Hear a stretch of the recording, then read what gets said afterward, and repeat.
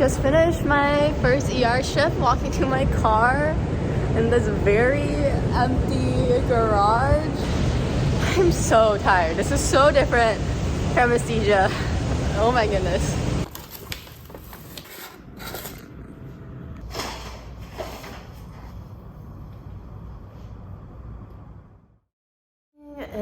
So I started ER yesterday. It was a long day. So I have 1 to 11 yesterday. I have 1 to 11 today. And then tomorrow I have an overnight shift from 10 p.m. to 7 a.m. But before my 10 p.m. I also have didactics. So I have class at my overnight.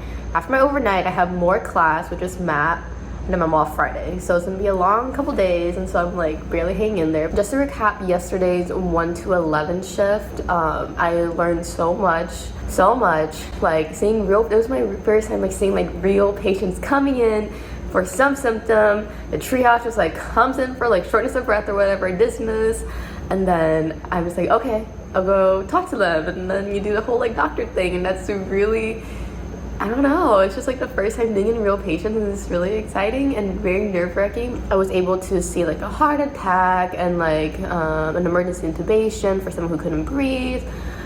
Just like real world stuff. It's so crazy. I'm going to be meeting with the neurologist that neuropsychologist I'm working with, but I'm basically working with a deadline for this abstract. I mean, I've been sending like drafts back and forth. Like there's always that one word, that one period. It's just, yeah, I've been sending drafts like back and forth all morning, and I'm so excited to finally finish this submission. But I think I'm gonna have to pay for the submission out of pocket because I didn't, departments here don't, I think I'm just gonna pay out of pocket. Submitted. Sometimes lunch looks like this, and that's okay. Don't have anything to cook, and I need to clean up my fridge, so. Dinner break at 8. Thank you to my amazing resident who makes sure I eat and can drink water and has coffee. Gotta see my car. Out at 11 today. But sometimes I'm less tired, I think, just because like I was less anxious going to the shift, so I was just less tired. I don't know. Editing a new video for y'all because I can't think of another way to stay up tonight. So I know I look like a mess, but you know, we want this channel to be realistic. My shift tonight is at 10 to 7, and so it's an overnight shift. We'll see how I do considering that I'm tired of like a nap. Need some motivation.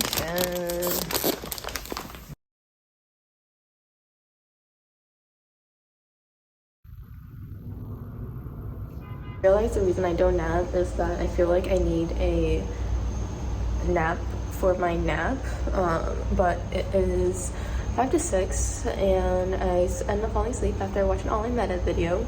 Not that it should, but it did.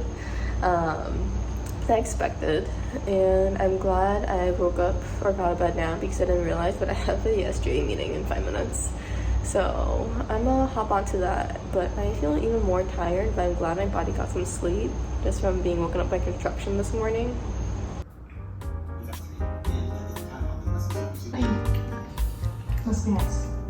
Cheers to the night. Let's see what this night shift light is about, because this ain't it. This really ain't it. I really do not want to come in. Like, I don't think it should be okay for people to come in, like, to have a different schedule, you know, like throughout the week. Because I go from like day to night. Tomorrow after my didactic, or tomorrow after my shift is over, I go home to sleep for a couple hours, then I have to go back to school, and then I'm off. So I'm so nervous. I drank a little bit of coffee, but I don't think it was enough, to be honest. Almost sinus rhythm. It doesn't have any cardiac. It was so busy, but then died down around 3-4. People stopped coming in because I guess they all went to sleep. Saw a lot of shortness of breath, a lot of chest pain. I guess just like more emergent problems and some sepsis. Some like really bad infections, so I just guess like more emergent problems that brings people in late at night, because who else wants to come into the ER late at night? I was working with a different attending though, and he had me see every patient, so maybe the other attending just didn't give me like the really like decompensating patients, because I did see like 2 quickly decompensating patients today, And like I tried to start the history and physical, but it was like no, like they needed help right away, so I went to go get a doctor, etc. I'm like barely alive.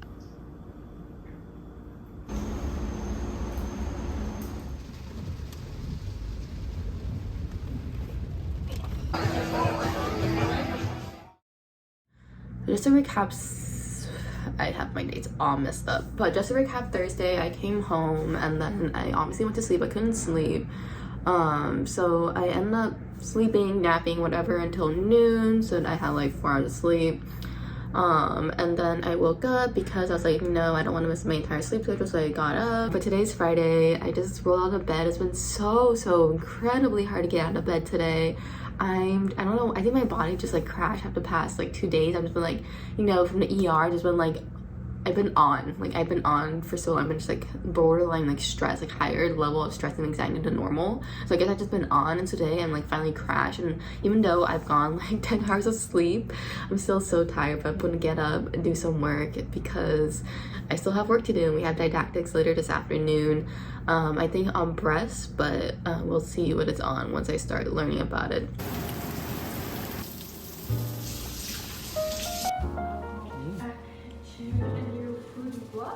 Okay, so we have a lecture to watch and also a module.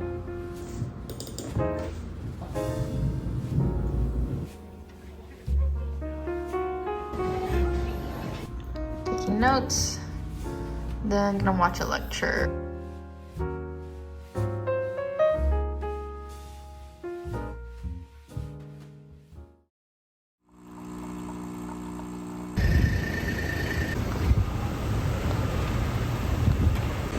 Just finished my fourth ER shift Saturday. I had my shift from 7 to 3. And yeah, very different people come in at very different times, I think.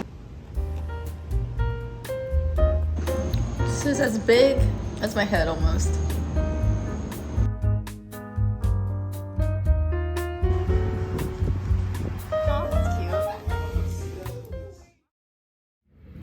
Good morning, it is Monday and I have my last ER shift today. Yay, so I'm just getting ready. It's 11 and my shift's from 1 to 11 p.m. I had shift 7 to 3 both Saturday and Sunday, and after Saturday I had a radiology quiz and I went to go eat, and then after Sunday I just came home, studied.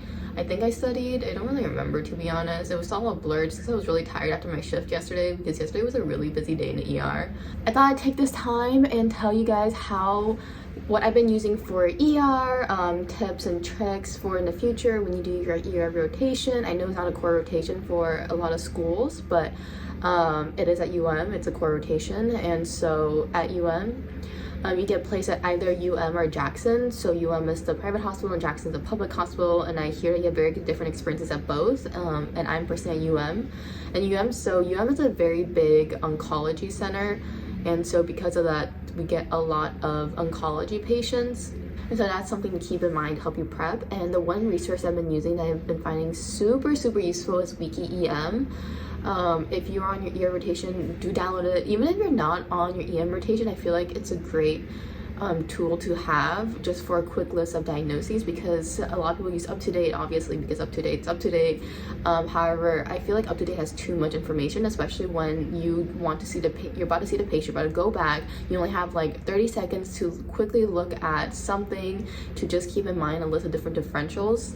And so that's something that I find really useful. And so before I go into a room, I will obviously look at the patient chart.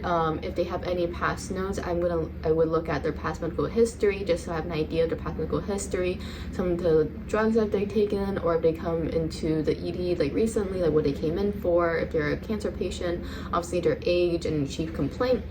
I always look at a triage note. The triage note is extremely useful, and that's basically how my presentation is, a triage note and building on top of that triage note, and also look at the vitals. And so after I look at all that, I write them down in a little piece of paper, and then I go back to the room, talk to the patients, do any pertinent physical exams. For example, I do a lot of cardio, honestly a lot more neuro than I thought, a little bit of MSK, pulm, a lot of abdominal. So you're actually going to be using all of the physical exams that you learn your first year in clinicals or pre-clinicals. And then I see the patient and then go to interested in attending. And then depending on attending, some attendings will have you, different attendings will have you present differently, and then so it's just a learning curve, like for the first like 1 or 2 patients to see what style they like. Some attendings prefer to be more assessment based. I had an attending who preferred to just have me list out all the diagnoses without focusing so much on assessment. One attending didn't really care about the assessment and plan. He just cared more about what the patient had, stuff like that. And so it's really just attending dependent on how you're going to present, and they know that every person has a different style. And so when you go in to work with the doctor, it's always good to ask in the very beginning, like, oh, so did you want me to follow your referral patients, or do you want me to see my own patients? And some doctors want me to pick up my own patients by myself just by constantly checking the list. Other doctors wanted to tell me which patients I should go see, stuff like that. And so that's basically the rundown of the ER. I haven't used any other resources. I've been studying off online med ed, but that's more just for general surgery setting and not so much the ER.